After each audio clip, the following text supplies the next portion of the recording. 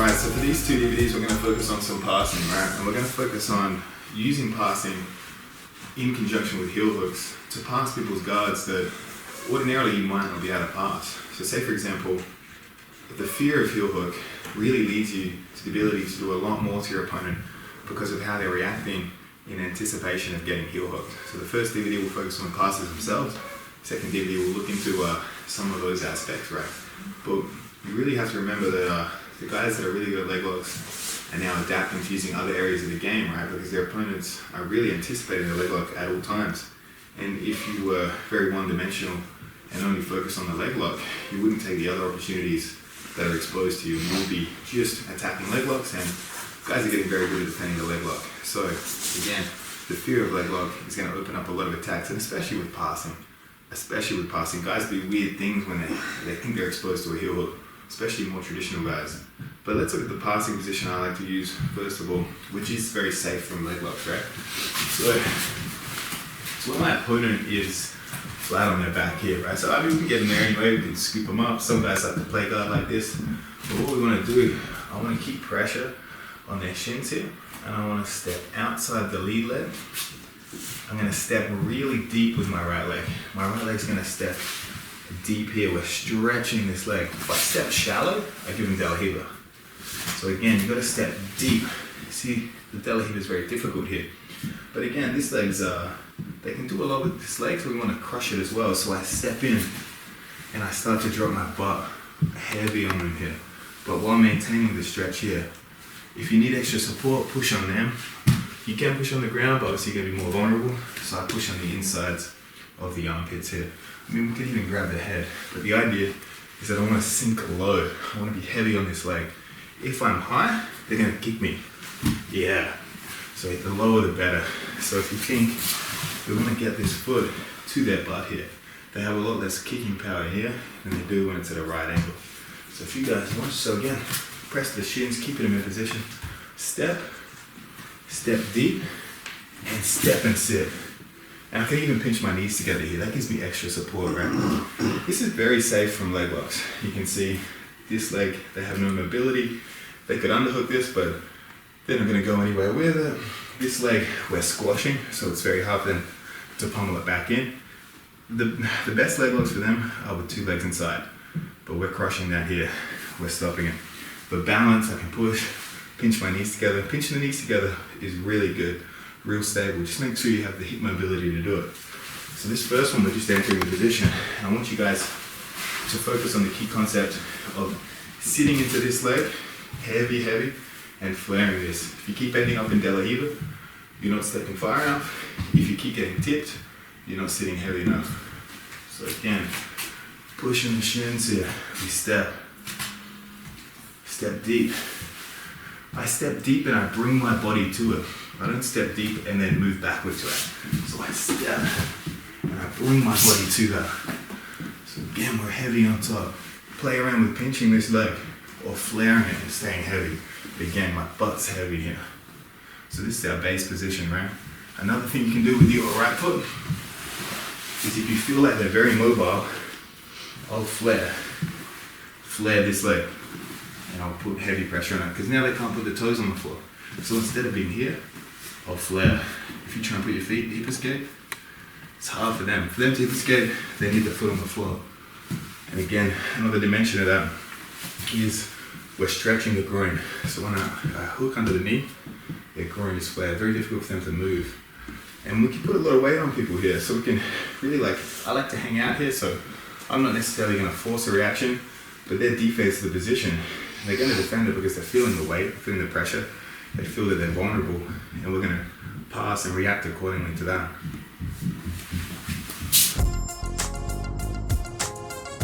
Alright, so let's look at that first passing option from here. Probably one of the first passes people ever learn is the knee cut, but right, the difference with what we're doing here is our position is going to have options for 3 or 4 key different passes, right? And the idea is that we cause a reaction in our opponent by making them anticipate one pass and using their defense to enter another. So one of the best combinations for this is the combination of the smash pass, which is the one we'll learn next, but we use the fear of the smash pass to give us the knee cut, right? So just causing reactions here. I'm not coming in and just forcing one pass. So what I've done is I've came into my position here. So we're in our base position. Again, low on this leg, lots of pressure into this. The smash pass is when we're going to glide this knee past our center line and sprawl out there. But obviously we need to start with one pass before we understand the reactions to both. But understand that if they know about the smash pass, or if they've got good guard retention in general, they're not going to want to let this leg come past their midline. So as I start to push it, they flare it the other way. You see that. But if you think about for a knee guard, I want to get this knee to the floor. I want to get them on this hip essentially. So when I start flaring this way and they start pushing back, what I want to do is I want to let it go, underhook.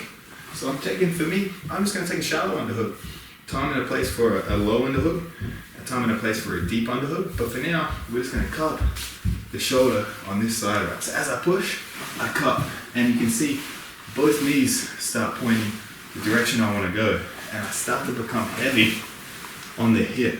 My hip's heavy on them. I start to come down, and I start to stretch out this leg. And the key difference with how I do the knee cut is I want to hook this. Most of my fasting is focused on stretching the groin. So I want to hook and stretch here. And the idea is that if they can't put this foot on the floor, they can't hip escape. If I'm here, they can put the foot on the floor and hip escape back and bring the knee back in. And they can recover, right?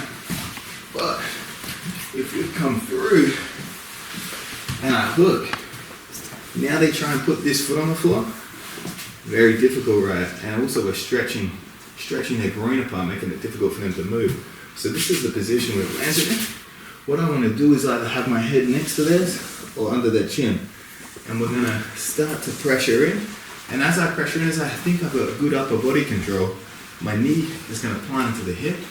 And I'm going to swing my knee deep under their butt because I want to turn their hips away. As you can see with what they just did, they hip escaping with the knee back in. We want to put them as far away from that as possible, right? So this knee comes in, my head comes to the other side, I lift this shoulder, and we turn them away here. My knees come under, turn their knees away. Their escape is to be on this side, hip escape, get a knee back in. When we guide them away, the only thing we're encouraging is potentially them turning away. When they turn away, they expose the back. And again, if we're looking for finishers, strong positions, back's the best position. So we can encourage that movement in any way. That's the best case scenario. So let's look at it again. So the hook with my foot, we're always hooking under here when we do this knee cut, this particular style of knee cut. I don't always do this. I'll show other situations where we change it later. But again, my focus for passing is stretching the groin or planting a knee so they can't hip escape. So we're in here, again, we're floating on, we're pressuring them, we're causing reactions here. We start to guide the knee past, and they flare it to defend. As they flare it, both my knees point that direction, and I dive, shallow underhook, and I start to hook this leg, and I start to stretch it out. And I'm heavy here. When you're drilling this, make sure your opponent can't move their hips easily. So we're planted, my opponent be trying to move, very difficult, right? Now we're gonna sort of switch our hips to a square position and plant this knee into the hip initially, and then under the butt to turn. So we're here, head comes to the other side, and we land here. Again, a good idea is to land on your toes, right? If we're on the flats of our feet, it's hard to chase our opponent down, so we don't want to really land like this, we want to land like this, so we're ready to take off, ready to put pressure on. And that's how we're going to do our knee cut variation from here. Key principles are stretch the groin, hook the knee, apply pressure to their center. Let's try and keep them on their shoulders at all times, and that will get us a strong knee cut pass. Alright, so let's look at what I call the smash pass. Pretty common name for this position, but the mechanism is, this time, we're leading them to believe we're going for a knee cut. So we're indicating that we want to go that way. They're reacting, especially in the heat of the moment. Important match, important role in the gym. They react strong. So they try and bring the knee the other way. It passes the midline, sprawl on it, squash it, and then really we've got a fair few different passing options from that position. So let's have a look. Alright, so we're in our position now. We're in our base passing position. Earlier, we faked the smash to cause the reaction to go back to the knee cut. This time, I indicate that I want to go for the knee cut. So I start to try and push the knee this way. One way I can do that, if it's too far, I pinch my knees and I start to guide it. I start to push, and their reaction is to start flaring it back the other way. As they flare, we're gonna drop our elbow to the floor. We're gonna take this underhook. We're gonna sprawl. We're gonna turn our hip slightly. I wanna sprawl so this leg lands above this leg. So I start to sprawl and land here, heavy on this top leg. So if you stay still, right, you can see that this leg is above this leg. If we land in reverse, good chance they get half guard. Easier for them to move, easy for plant the toes and move. We wanna land here and all our weight right into that leg. That's key. That's gonna take a lot of drilling if you're new to this position, but it's the way we guide our hips. We gotta turn our knees to the direction we wanna go, and we wanna sprawl low and wide. And when we sprawl, we're gonna slide out, and that's what drags the top leg over the bottom. But again, we're setting this up with reactions here, right? We're trying to force this. Cut the underhook, sprawl wide, and lead with your left hip, your inside hip. This is where we want to land. So we'll do that one more time. So look at the position around, get your partner to try and move, you're trying to move around. Very difficult here. I'm controlling the hips so they can't make space, and I'm heavy here so they can't bring that leg back into half guard. If I landed here, we're landing in half guard. We haven't made the space. So again, this leg needs to land over the top, and the wider the better. If you can split them, we're splitting the groin, we're controlling them very easy. So let's look at it from a different angle. We're here, we're faking the knee cut, they pressure back, sprawl. I keep sprawling until the leg comes over the top leg here. So this is where we want to land, and again, gonna take a lot of practice. It took me a lot of practice to work out how to do this pass. So let's look at how we can pass straight to mount. Best case scenario, right? Cup the hip. What I want to do is I want to reach for this arm, this inside arm, and I want to reach above the elbow for the tricep wrap. I want to put this shoulder flat on the floor. So how do I do that? I do it by lifting inside and moving my body up. This is where we want to land. We want to be heavy on this side, right? What we're going to do next is we're going to go straight to mount, right? But a lot of guys, when we try to go to mount here, they have this leg blocking us. So I'm going to go straight to mount, but this leg's in the way, right? So how do we get rid of it? If you stay still, they're blocking us from going to mount with this knee. We can't bring it straight to mount. So how do we get rid of it? We get rid of it by moving the other leg. The groin only has so much flexibility, so if we can move this lower leg, the bottom leg's gonna follow, or something's gonna tear in here, right? So if you look where we're at right now, we put them on their back. We're trying to bring this in, but you bring your knee to your chest. This one's coming up to block, so we need to move the bottom leg. So I put my knee into their knee, and I start to walk it back. And we've really stretched them out here, and we can go right knee under armpit to mount. I stretch the shoulder and bring my left knee under the other armpit to mount. We don't want to step here. We don't want to step into mount low, because that's really good for their escape. If we're already under the arm, step as high as you can. The higher up the mount, the better our attacks are from there. So we'll look at that one more time. So again, we're here, we're faking the knee cut, they bring the knee back in. I let it go past my body, underhook, sprawl, lead with the left leg, lead with the left hip, sorry. Underhook, we're gonna grab a tricep grip here. So we grab the tricep. We don't grab the arm, I can't flatten them out with the arm. I need to grab above the elbow to control their torso. So we're here, we lift them up and we pressure back in. They're flat on the ground here. Potentially, we could go straight to mount, but they're blocking us. This knee's up, I can't, so I need to walk that lower leg out of the way. Again, we go high mount, high under the elbow. We lift this arm up, and we go right under the armpit on the far side. So if you look at that mechanism again, right?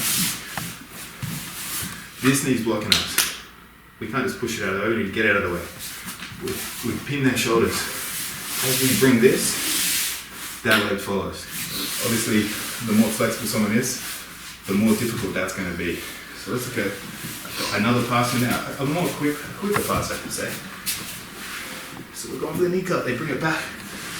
we sprawl out here. So sometimes if time is important and near the end of the match I need a score, I'll use my right foot under this leg and I'll stretch it high. Again, we're stretching the groin, making it hard. So we're here, maybe I was grabbing this to control, that hand comes behind and we literally jump and I control this knee. I pull this knee towards me and use my head to control this shoulder to get the pin, get the 3 seconds, score the points. If I don't do that, they roll straight away. And then we're battling for the back. Ordinarily that might be a good thing, they're exposing the back, but maybe we did this pass, time's of the essence, we want to get the pin, we want to score our points. They're always going to roll away anyway, even if you score the points, so sometimes it's good, count the 3 out, let them roll away, and then have a shot at the back. And we have the luxury of being up on points there. Again, we're trying to bring it inside. So we bring it past the belly button, trap the hip, sprawl out. And I sprawl with turn to drag this leg over the top. So we're here, we need a pass, we hook behind, and I stretch that up. My hand comes behind the leg, not behind the knee. Behind the knee, they're gonna bend their leg and they might get it back in. So we go up here, I'll grab a shoulder grip, and I'll literally jump. And then my hand slides to the knee. My ear goes to the shoulder. 1, 2, 3, we score our points. Then we let them turn away. And we have an opportunity to secure the back. So we got those options there. Sometimes, I'll show this briefly, touch on this briefly, it does happen in high pressure movements. Sometimes when we go for the smash pass, we go straight here. Guys will just turn away, like they're trying to run away that way. We just take the back. So sometimes guys, and it happens more often than you think, sometimes guys think that position is gonna really lead to a pass, so they take that opening seconds to try and move with it. Again, expose the back, take the back. All right, so we'll look at another passing option from here. We'll look at the same side knee cut. But again, it's not just a simple pass, and we're not doing some back steps here. I always think when we go for a back step, there's a risk of getting your back taken or you're unstable. So some guys do the same side knee cut, they back step out of there. It's too high risk for me, I think. So I try and do it and stay somewhat square. So we're in the same position. We're in our passing position here. And a cue for me to go for the same side knee cut over the regular knee cut or the smash is if I'm really having trouble causing reactions. Like I can't get the knee past the midline to smash, and I can't put pressure to get it to the floor, right? So we're stuck here. So what I'll do is I'll pummel my shoulder deep. My shoulder comes past the knee, and I bring it low and cup the hip. That's our initial grip. That's one of the most important grips. The second grip is I want to stretch this leg out. And I want to stretch it out, right, by hooking here and bringing my knee in. Not just up, we're going to bring it in. It's going to stretch that groin, right? So we're here, we pummel in, and we drop to both knees here. And I'm controlling the lower hip. We're already somewhat stretching the groin, but as you can see, I'm stuck in a butterfly hook. I'm not going to pass off this. If I tried to back step, I'll use the butterfly hook to kick me up. Yeah, it's going to cause us problems. So this butterfly hook, we need to beat. We need to beat this hook. And the way we beat it is with the angle of our hip. I need to drag my left hip to the floor and straighten my body on that side so that the hook slips off. So I'll show you. Alright, so again, we've beaten this. We've hooked inside the knee and flared our knee in. And we've dropped to both knees. So it's important to drop to both knees because my weight's back. It's hard for them to elevate me with the hook. If I was here, yeah, you can see this power. Here, more difficult. What I want to do, open my hips up to my right and almost like I'm trying to put my hip to the floor back. Keep this underhook to strip it. You guys see that angle there, right? Really important here. I'm keeping the groin stretch and I open and I turn my hip to the floor. And you can see my body straightens out on that side. And now we've beaten that hook. So here, let's complete the pass from here. Complete the pass, we need to see what I'm doing on this side of the body, right? So we've landed, so we've beaten the hook. We're going bang, we've beaten this hook. I stay on this angle if I want to do this pass quick. But as you can see, with the angle of the flare here, I can stretch their groin and they can't put their toes on the floor. If they could put their toes on the floor, they could hip escape, or if they could beat this, they could catch me in a half guard. So we can't let that happen. But their power comes from their body angling this way. So I want to use my low underhook and my crossface, not just to hold, but to twist their body away from the groin I've locked down. Exactly, I'm going to drag them that way. So I never grip with the crossface. It's like I'm trying to go for a big hug or something. I'm trying to twist their neck away from the hips. So we're here, we're stretching. I'm going to go start to stretch them out. My knee's going to go to the floor, and I'm going to do a tiny back step here. But you can see I never take my weight off of them. And you can see where my knee lands. It landed in the hip, slid under the butt to turn their hips away. So we're in here. I always try to do it off of beating a butterfly hook because it's a two-step process and it's a quick movement next. So we've beaten the butterfly. We're staying on this angle. We're going to angle them away. And I twist them out. So you can see there is a back step, but it's a little one. So that's a quick way of doing that pass. But again, and some might say somewhat of an athletic way to do the pass, but we can do the pass slower. We can do the windshield wipers, right? So we're here. We've beaten this hook. We sink back in. We can put our knee back on the floor, right? So this is the variation. We don't stay floating on the hips. We bring the knee back in. I'm winning this underhook battle here, keeping this low underhook. And I'll grab a crossface. And I'll keep them real tight. What I'm going to do is I'm going to pass my right foot out over here. But at the same time my left foot comes. Because look, if I just pass this out, they got half guard. You could cross it by heart, yeah. So we come back. What I want to do is I want to pass my left foot on top of their leg but above their knee. I want to be above their knee here. Below the knee, there's not much stability and they'll get half guard. They'll bring their knee back in and get half guard. So again, our foot's hooking below, but the next foot needs to hook high. And you can see, at no point do I let go of the leg. I'm passing one to the other. You can see I'm hooked above the knee. Why that's important is so they can't take half guard, and so we can stretch them and turn their body away. So what we can do, I can keep my weight on them. I start to stretch their leg, and I drop my knee to the floor, and back underneath. So we're not giving them any opportunity to take that half guard back. So again, the variation, right, is once we beat the butterfly hook, we put our knee back under their butt. So my knees are square, my knee's deep, my left knee is deep here. We keep it deep and we cup the hip. I don't want to loosen this position or they'll get a knee shield back in. And a knee shield, that's a nightmare to pass, right? So we're here, we're holding, they can't get the knee back in. It will also be difficult to get the knee back in because they can't hip escape.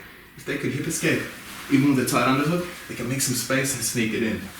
So we're here, we got the low underhook, we got the crossface. We want to put our left foot above the knee, not below. If it goes below, they'll take half guard. So we're here, we're going to stretch and pass it above. So that's a good sequence to just pass, to play over and over, because it needs to be quick. I'm on my toes. I keep my weight on them, I want to keep them flat. Less chance they buck me off. I start to drag the leg down, and I drop my knee to the floor, and then I circle it back underneath. And we've secured our pass. So again, same side knee cup, two variations of the finish. A quick one, arguably a more athletic one, or a slow, more controlled one. I know a lot of guys like to pass very slow, keep the pressure on at all times. That's your option number two. You want to pass quick, get into a position to attack, that's option one. Alright, so we're going to do another one, same base passing position we've been using. This time we're going to use sort of like we're going to weave our shin back in, catch their shin that's sitting below us, extend it away. You get a pretty tight grip on that even when it's sweaty, and we're going to progress straight to a dominant position. We'll end up in a pretty loose area. You could take mount, you could take knee ride. Knee ride might be the safest option, but again, it's also not necessarily the safest option if leg locks are in. Your heel's floating there, you're easy to get bucked off, so you can maybe take mount if you want to be real safe, take half guard, but again, it's a good position to score some points from. So the best angle to see this round is we're going to move it this way. So I like to use this when maybe my opponent has bumped me forward and I've been forced to post my hands on the ground, right? So that's against smaller legs. I might need to have my weight forward. Against guys with long legs like mine, it's going to be easy to pummel from a more down the body position, right? So let's say I'm balancing here and they bump me forward. I post my hands on the ground, I try and keep my weight low because I don't want this leg to get too high. If it gets too high, I get really kicked off, right? So I keep my weight low and I bring my hips forward to pummel that foot. But you can see I'm keeping their heel to their butt the whole time. So we're here. We're trapped here. It's pretty good. You can see I'm flaring their leg here as well. So I'm still stretching the groin. I'm isolating this leg so they can't hip escape. And what I'm going to do is I'm going to hook in the exact same way. And I'm just going to extend that leg straight and on this angle. This is very difficult for them to clear. And when they clear it, eventually they will clear it, I'm going to just take mount. So mount would be probably the number one option here. Probably obviously the highest point scoring option. But again, I'll show you, we can go to knee rag, we can go to a number of dominant positions. So we're here, right? I'm trying to pass, I've been bumped. Hook. This is the hardest part, is really getting a good bind. When we hook, we want to flare our knee tight. So we're trying to pass, we've been bumped. We catch. You can see I'm activating my toes real strong. I don't point my toes here because it'll come straight off. I want to hook and flare my foot. And when I flare, you can watch their knees turning inwards. That's key here. We want to turn it in and kick. Here, we could go straight to knee rag. We can take knee rag as well. So we're playing around, we're trying to pass, we've been bumped. We bring it over. You see that? I missed the first one. That means I need to bring my hips a little higher. But you can see I'm still heavy on the butterfly loop. We extend it back. We could go straight to side control as well. So this one, it's a real reactionary pass, but I mean, I like to force it sometimes because sometimes guys naturally are really good at defending familiar positions. Knee cut, smash pass. Same side knee cut less so. If we get there, that's a more secure position. But if guys are real good at defense, I like to try and pummel that leg back through and extend. So we'll have a lot of success with that. And obviously, the more flexible you are at this inwards rotation, the greater success you have at completing that pass. Alright, so let's look at, we're adding, so that's our basic passing system, but let's add in a little bit of half guard passing because a lot of people avoid half guard, but in my mind, if we're dealing with an open guard or a full guard, and we progress through a pass and it fails, but we end up in half guard, that's still a win. We progress the position. We just haven't progressed to a super dominant position. So let's look at passing half guard, right? So let's think about what we want to do first of all, right? Is we want to keep this foot away. When this foot's down here, they can go to lockdown, or they can even flare it like basic half guard stuff. And when they flare it, it's hard for me to pressure them. When they flare that leg, they're diverting my weight away, leading them to more dominant positions, right? Yeah, easier for them to get on this side. So what we want to do is we want to underhook, we want an overhook and an underhook. But the way I'm going to pass is not with a high underhook here. We're going to pass low. I like a low underhook because I'm controlling the hips. When I have a crossface, I'm controlling the upper body. If I have a high underhook, I'm also controlling the upper body, but we don't have any control over the hips. And what I want is sort of like a multi-dimensional upper body control. I want to control up here and above the hips. Because if we don't have that, quite often when we pass, if we don't have hip control, they get legs back in. So you'll see a lot of guys are good at clearing the legs, they get past the guard, and then the guys get the legs back straight in, because once they pass the guard, they look for upper body control. But we need to control everywhere as we progress through the position, right? So imagine we failed, we've landed in a half guard. My crossface is going to be an armpit grip, and what it's going to be is I'm going to pull them towards me and drop my shoulder in. What I don't want to do is progress to this position. When we start to come here, we're sort of taking our weight over the top of them, right? And there is a vulnerability for a John Wayne style sweep where they catch the foot and tip us over, right? So we don't want to give them any openings to go for that. Our underhook, I want low. So we've got the armpit and we've got the hip grip. So you can see I'm at this angle here. And you can see with my feet, my right foot, like we were talking about initially, is tucked away. It's not out here. Out here is where they catch lockdown. Lockdown is a nightmare to deal with. It's where they catch they even just bring this leg over and they flare it. And again, like I'm saying, it's rediverting our energy. So low underhook, crossface, and I'm gonna start to shift my weight onto my left side. This is really hard for them to secure a lockdown, a really an aggressive half guard. And what happens is, even if they beat us to the underhook, if this arm is low enough, it's far enough away from their underhook for their underhook to be of any use. They want this sort of underhook that can shock me over the top. When I cut the hip, you're trying to use the underhook now, very difficult, right? And we can start to sink our weight towards your upper body. But there's something key I'm doing with my legs here, right? My left knee is planting into their hip here. And what my right leg's gonna do is gonna start to come down the leg and stretch that out. So we're gonna contort that leg to ease the grip and the lock on my leg that I have. So if you guys watch, so again, we've got this crossface. Drag towards us, drop the shoulder. Low underhook, whether you're winning the underhook battle or they have it. Either way, we're coming down. What we're gonna do, we're gonna put our left knee in the hip here. So I'm really gonna start to contort my way into him here. And my right knee comes off the ground.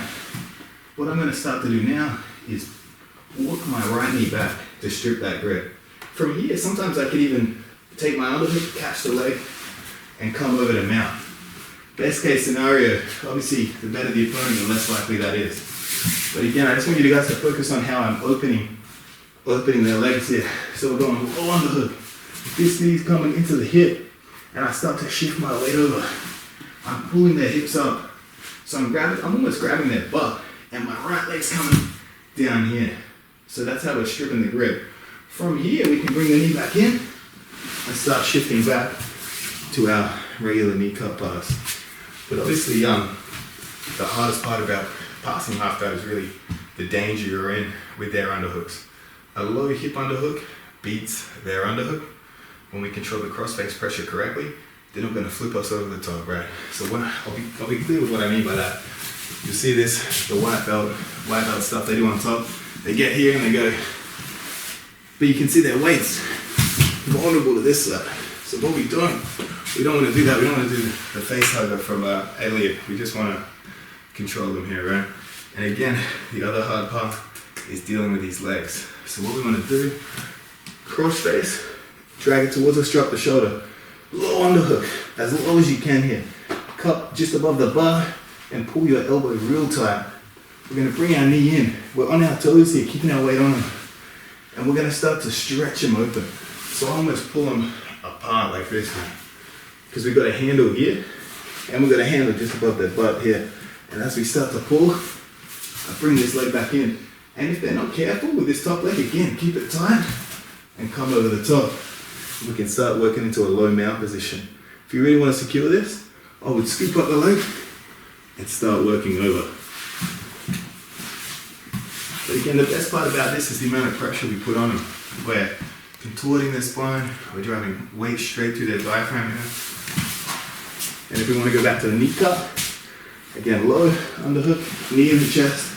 We strip this. I'll bring my elbow back in. I bring my foot back in and start to get this pivot going, get the upper body control. Finish just like we did in the last one. Head to the other side and come to side control. So some options from half guard. Mainly a way to keep safe and pressure your opponent. But again, don't see half guard as a loss. Just see it as a pit stop to the pass. If you progress their most dangerous position, you're in more of a neutral spot. But obviously, if we win the underhook crossface battle, we're really dominating that position.